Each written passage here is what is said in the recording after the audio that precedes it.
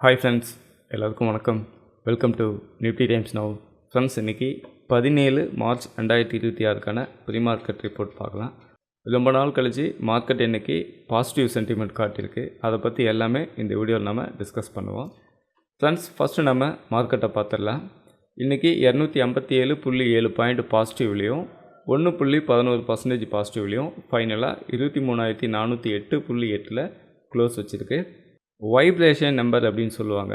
So அந்தமாரி ஒரு strategy மார்க்கெட்டுக்குள்ளே இருக்குது. அவங்களாம் என்ன பண்ணுவாங்கன்னா, இந்தமாரி 8.8 இந்தமாரி ஃபேன்சி நம்பர் உள்ளே உட்காந்துச்சு அப்படின்னா இது ஒரு வைப்ரேஷன் நம்பர் அப்படின்னு சொல்லி அந்த இடத்துல வந்து மார்க்கெட் பை ஆகும் செல் ஆகுன்ற மாதிரி ஒரு தியரி இருக்குது. ஸோ அந்தமாரி ஃபாலோ பண்ணுறவங்க இன்றைக்கி இது ஒரு லக்கி நம்பராக பார்ப்பாங்க. ஓகே ஃப்ரெண்ட்ஸ், இன்றைக்கி மார்க்கெட் ஓப்பன் ஆகும்போது காலையில் பார்த்தீங்கன்னா ஒரு பாசிட்டிவ் சென்டிமெண்ட்டில் இருந்தது. 9:10 மணி வரைக்கும் பாசிட்டிவ் சென்டிமெண்ட்டில் இருந்தது. அதுக்கப்புறம் 11 மணிக்கெலாம் உங்களுக்கு நெகட்டிவ் ஆகிடுச்சு. 11 மணிக்கு புல் பேக் எடுத்தது பாசிட்டிவ் ஆகிட்டு தொடர்ந்து சைட்வேஸில் இருந்து மறுபடியும் 2 மணிக்கு மேலே நல்ல ஒரு புல்லிஷ் கொடுத்தாங்க. ஃபைனலாக 257.7 பாயிண்ட்டு பாசிட்டிவில் க்ளோஸ் வச்சுருக்கு. அட்வான்ஸ்டுன்னு பார்க்கும்போது 30 ஸ்டாக்கும், டெக்லைன் பார்க்கும்போது 20 ஸ்டாக்கும் ட்ரேட் ஆனிச்சு. ஃப்ரெண்ட்ஸ், அடுத்து நிஃப்டியோட ஹெட் மேப் பார்க்கும்போது அல்ட்ராடெக் சிமெண்ட் 4.46% பாசிட்டிவ்லையும், கிராசியம், மகேந்திரா, எட்டர்னல் இந்த 3 ஸ்டாக்கும் 3% எபோவ் பாசிட்டிவ்லையும், Trent, HDFC bank, Bajaj finance, JSW steel, Bajaj auto இந்த ஸ்டாக் எல்லாமே 2% எபோவ் பாசிட்டிவ்லையும் க்ளோஸ் வச்சுருக்கு. நெகட்டிவ் சைடு பார்க்கும்போது பிஎல், மேக்ஸ் ஹெல்த் இந்த 2 ஸ்டாக்கும் 2% பிலோ நெகட்டிவ்லையும், Wipro, Coal India, ONGC, doctor ஐடி, Sun Pharma, Shriram transport finance, Cipla, power grid இந்த ஸ்டாக் எல்லாமே 1% கீழேயும் மைனஸ் ஆகிருக்குன்றதை நம்ம பார்க்குறோம். ஃப்ரெண்ட்ஸ், அடுத்து இன்டெக்ஸ் கான்ட்ரிபியூட்டர்ஸ் பார்க்கலாம். அதாவது இன்டெக்ஸ் பாசிட்டிவில் போகிறதுக்கு எந்த ஸ்டாக்லாம் வெயிட்டேஜ் சப்போர்ட் பண்ணிச்சு, நெகட்டிவில் போகிறதுக்கு எந்த ஸ்டாக்லாம் வெயிட்டேஜ் சப்போர்ட்டாக இருந்ததுன்னு சொல்லி பார்க்கலாம். அந்த அடிப்படையில் பார்க்கும்போது இன்றைக்கி HDFC bank, ICICI bank, Reliance, Mahindra, State Bank of India இந்த 5 ஸ்டாக்கும் நிஃப்டி பாசிட்டிவில் போகிறதுக்கு நல்ல வெயிட்டேஜ் சப்போர்ட் பண்ணிச்சு. நெகட்டிவ் சைடு பார்த்தீங்கன்னா Coal India, Shriram transport finance, Sun Pharma, Bharti Airtel, BEL இந்த 5 ஸ்டாக்கும் நெகட்டிவ் வெயிட்டேஜ் கொடுத்தது. இங்கே நீங்கள் கவனித்து பார்த்தீங்கன்னா நெகட்டிவ் வெயிட்டேஜ் மேக்ஸிமம் அப்படின்னு பார்த்தீங்கன்னா 8 பாயிண்ட்டுக்குள்ளே முடிஞ்சிடுச்சு. ஆனால் பாசிட்டிவ் வெயிட்டேஜ் 70-80 பாயிண்ட் வரைக்கும் நல்ல பாசிட்டிவ் வெயிட்டேஜ் ஹெச்டிஎஃப்சி பேங்க் மூலிமா கிடச்சிருக்குன்றதை நம்ம பார்க்குறோம். இந்த இடத்துல இன்றைக்கி மார்க்கெட் மேலே ஏறினதுக்கு முக்கியமான காரணம் ஒரே ஸ்டாக்கு தான், இந்த ஹெச்டிஎஃப்சி பேங்க் மட்டும்தான். ஏன்னா கவனிச்சு பாருங்கள், ICICI bank, Reliance, Mahindra, State Bank of India இது எல்லாமே வெயிட்டேஜ் பாருங்கள் 20 பாயிண்ட்டுக்கு உள்ளே நின்றுடுச்சு. ஆனால் ஹெச்டிஎஃப்சி பேங்க் மட்டும் 70-80 பாயிண்ட் வரைக்கும் நல்ல பாசிட்டிவ் வெயிட்டேஜ் கொடுத்துருக்குன்றதை இந்த டேட்டாவில் நம்ம பார்த்து தெரிஞ்சுக்கிறோம். ஃப்ரெண்ட்ஸ், அடுத்து இன்றைக்கி செக்டோரியல் இண்டெக்ஸ் பார்க்கும்போது பாசிட்டிவ் அண்ட் நெகட்டிவ் ரெண்டுமே மிக்சடாக இருந்தது. இதில் குறிப்பாக சொல்லணும் அப்படின்னாக்க பஜாஜ் ஆட்டோ இன்றைக்கி டாப் கெய்னர் 1.67% பாசிட்டிவ்லையும், Nifty oil and gas top loser 1.58% மைனஸ்லையும் ட்ரேடிங் ஆச்சு. ஃப்ரெண்ட்ஸ், இதில் பாசிட்டிவ் செக்டரான ஆட்டோ செக்டரில் பார்க்கும்போது Mahindra 3.34% positive, Bajaj auto 2.12% positive, Eicher motor 1.21%, Maruti 1.18% பாசிட்டிவில் வந்தது. இதில் டியூப் இன்வெஸ்ட்மெண்ட் இந்தியா மட்டும் 1.33% மைனஸில் வந்திருக்கு.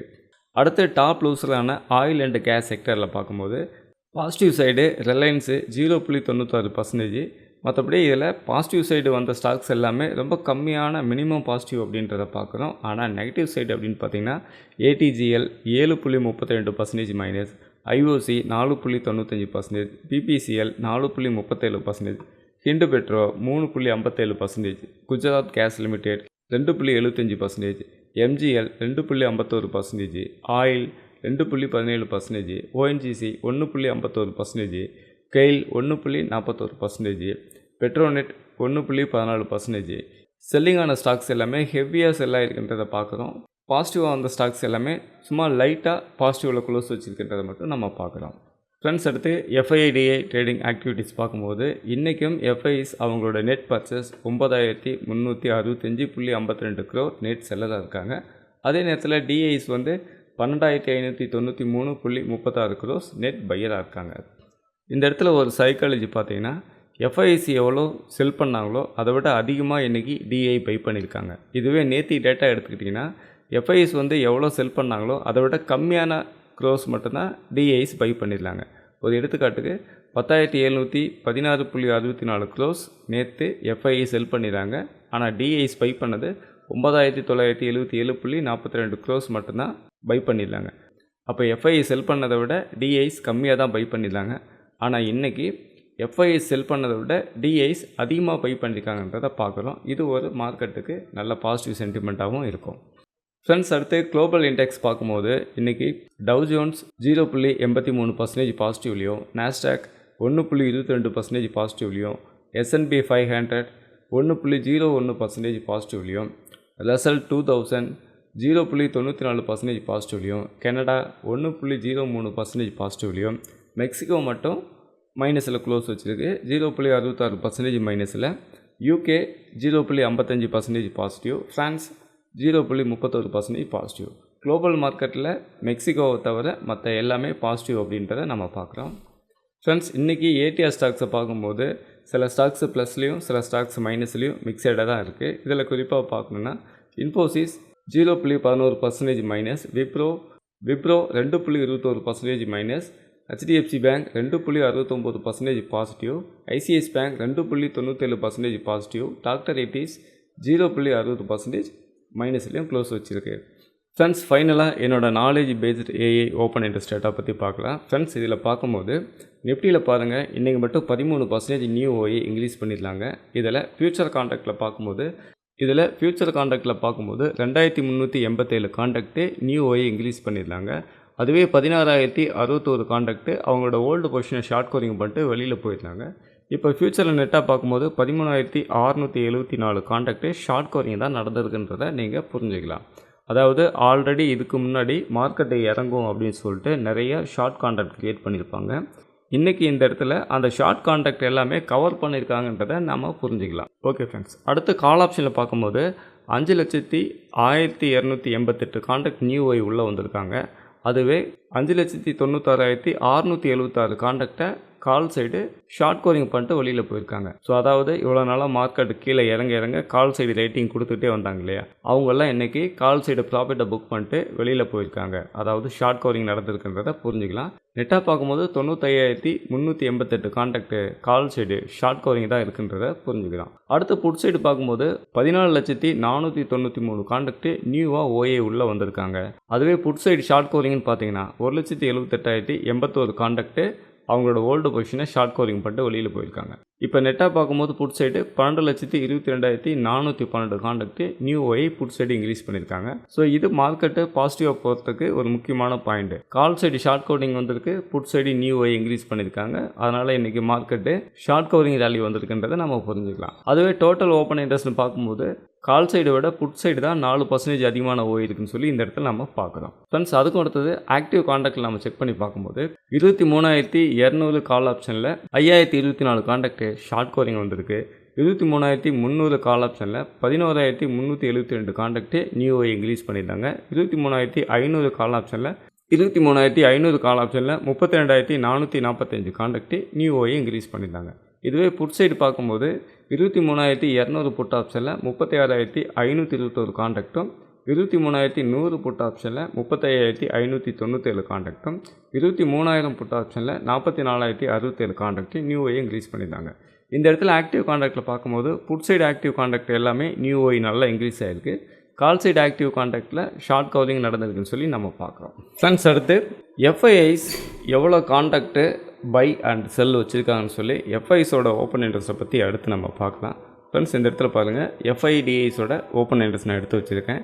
இதில் குறிப்பாக எஃப்ஐஸோட ஓப்பன் இன்ட்ரெஸ்ட் மட்டும் நான் செலக்ட் பண்ணி எடுத்துக்கிறேன். ஃப்ரெண்ட்ஸ், இந்த பாயிண்டில் பாருங்கள், இண்டெக்ஸ் ஃபியூச்சரில் 6,211 கான்ட்ராக்ட்டு லாங் வச்சுருக்காங்க. நிஃப்டி மேலே ஏறுன்னு சொல்லி 6,211 கான்ட்ராக்ட்டு லாங் கிரியேட் பண்ணியிருக்காங்க. ஆல்ரெடி நிஃப்டி இறங்குன்னு சொல்லி ஷார்ட் வச்சுருப்பாங்க இல்லையா, அதில் 5,560 கான்ட்ராக்ட்டு ஷார்ட்டை வந்து கவர் பண்ணிட்டு வெளியில் வந்துட்டாங்க. அதாவது ஷார்ட் கோரிங் பண்ணிட்டு வெளியில் வந்திருக்காங்க. இப்போ நெட்டாக பார்க்கும்போது 11,771 கான்ட்ராக்ட்டு லாங்கு தான் வச்சுருக்காங்கன்னு சொல்லி நமக்கு டேட்டா சொல்லுது. அதுக்கு அடுத்தது கால் ஆப்ஷனை பார்த்துருவோம். இந்த கால் ஆப்ஷனை பார்க்கும்போது கால் லாங் வந்துட்டு 72,604 கான்ட்ராக்ட்டு லாங் அன்வைண்டிங் பண்ணியிருக்காங்க.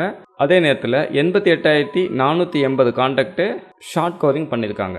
ப்ரீமியம் இறங்குன்னு சொல்லி ஷார்ட் பண்ணவங்க ஷார்ட் காலிங் பண்ணியிருக்காங்க. ப்ரீமியம் ஏறுன்னு சொல்லிட்டு லாங் கிரியேட் பண்ணவங்க லாங் அன்வைண்டிங் பண்ணியிருக்காங்க.